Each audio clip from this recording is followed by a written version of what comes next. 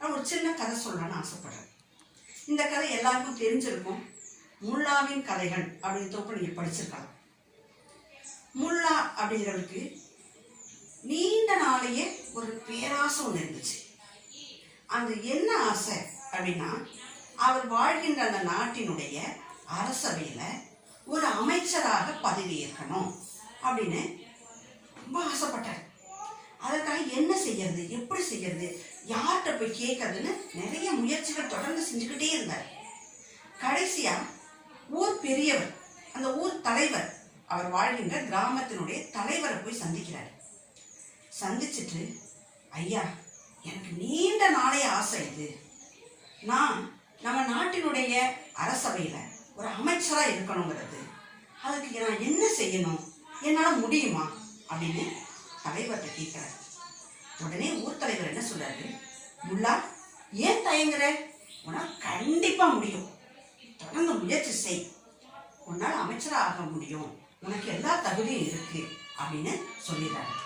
அப்படியா ஐயா, எனக்கு தகுதி இருக்கா, நான் அமைச்சர் ஆயிடுவேனா அப்படின்னு சொல்லிட்டு, அதற்காக நான் என்ன செய்யணும், ஒரு வழி சொல்லுங்க. உடனே தலைவர் சொல்றாரு, கவலைப்படாதப்பா, நாளைக்கு அரசர் ஊரை சுற்றி நகர்வலம் வராரு, மக்கள் எல்லாரும் எப்படி வாழறாங்க, நிம்மதியா இருக்காங்கன்னு தெரிஞ்சுக்க வராரு. அப்படி வரும்போது நீ மன்னரை சந்திச்சு உன்னுடைய ஆசையை சொல்லு, அதற்கு உண்டான தீர்வு கிடைச்சிடும், அரசர் கண்டிப்பா ஏற்றுப்பாரு.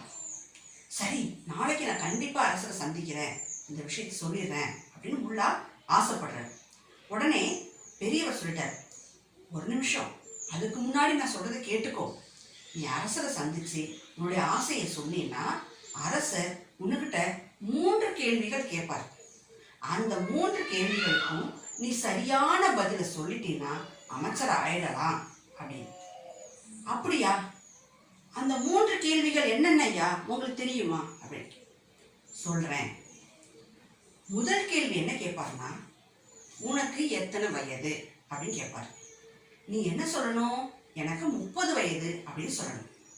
இரண்டாவது கேள்வியா அரசர் என்ன கேட்பாருன்னா, நீ நீதி நூல்கள் படிச்சிருக்கியா அப்படின்னு கேட்பாரு. படிச்சிருக்க, எத்தனை வருஷமா படிச்சிருக்க, 10 வருஷமா படிச்சிருக்கேன்னு பதில் சொல்லணும். மூன்றாவது ஒரு கேள்வி கேட்பாரு. நம்ம ஊர்ல ஊர்காவல் புரியறவங்க ஒரு பக்கம், வரி வசூல் பண்றவங்க ஒரு பக்கம்னு வேலை செஞ்சுட்டு இருக்காங்க. இந்த 2 பேர்ல யாரு மிகவும் சிரமப்பட்டு தன்னுடைய கடமையை சரியா செய்யறாங்க அப்படின்னு கேட்பாரு. நீ என்ன சொல்லணும்னா, 2 பேருமே செய்யறாங்க அப்படின்னு நீ சொல்லிடணும். இந்த 3 கேள்விகளுக்கும் விடை சொன்னா உங்களுடைய அமைச்சர் பதவி உறுதி அப்படின்னு சொல்லிடுறாரு. முல்லாவுக்கு ரொம்ப சந்தோஷம், அப்படியே ஹாப்பி, குதிக்கிறாரு. வீட்டுக்கு போயிட்டு இரவெல்லாம் தூக்கமே வரல, மனசுக்குள்ளார சொல்லி சொல்லி பார்க்குறாரு 3 கேள்விகளுக்கான விடைகள் என்னென்ன.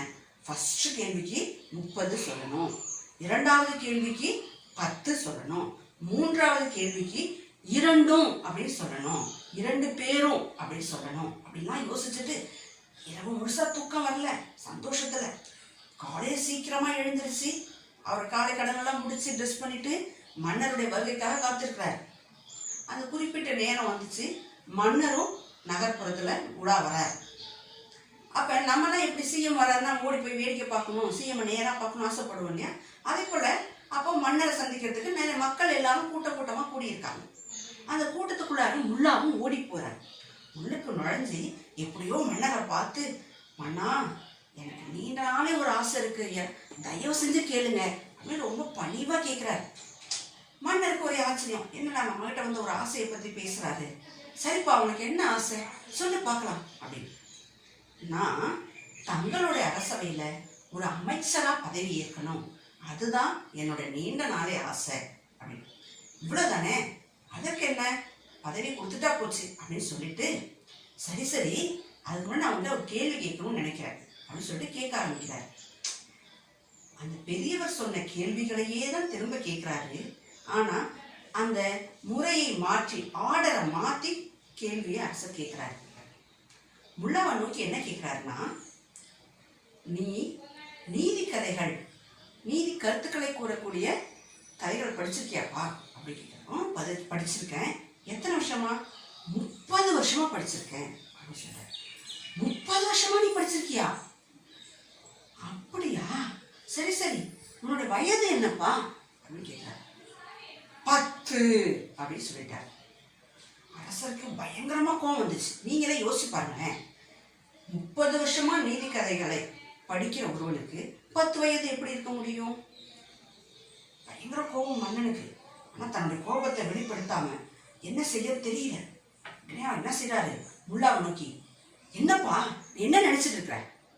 கேள்வி கேட்கிற நான் முட்டாளா, இல்ல பதில் சொல்ற நீ முட்டாளா? என்ன பதில் சொல்லிட்டு இருக்க அப்படின்னு கோபமா கேட்கிறாரு.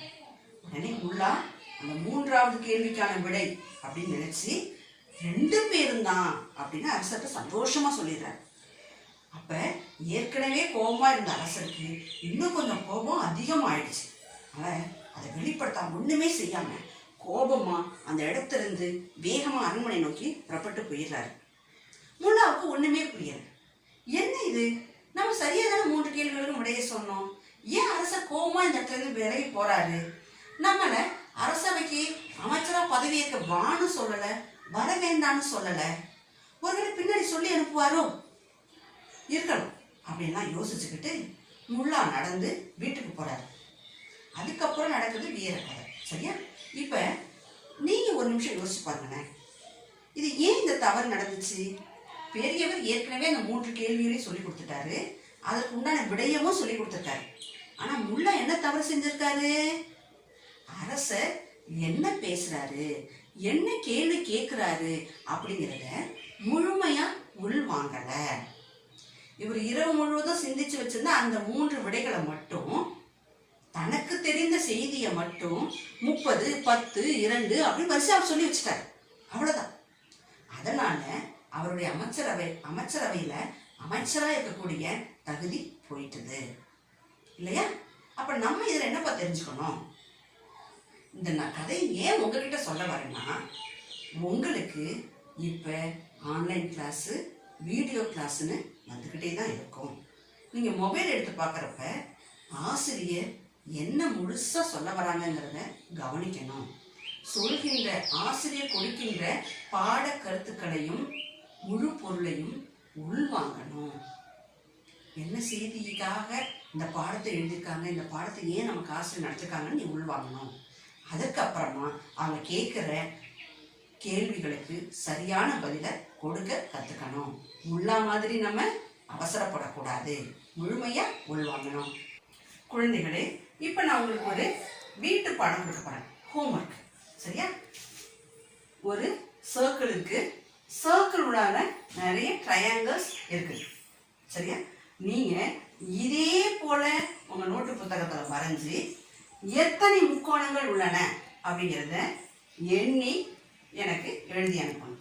ஓகேவா? how many triangles in this circle அப்படிங்கிறது தான் உங்களுடைய வீட்டு பாடம். ஓகே, நன்றி மாணவர்களே.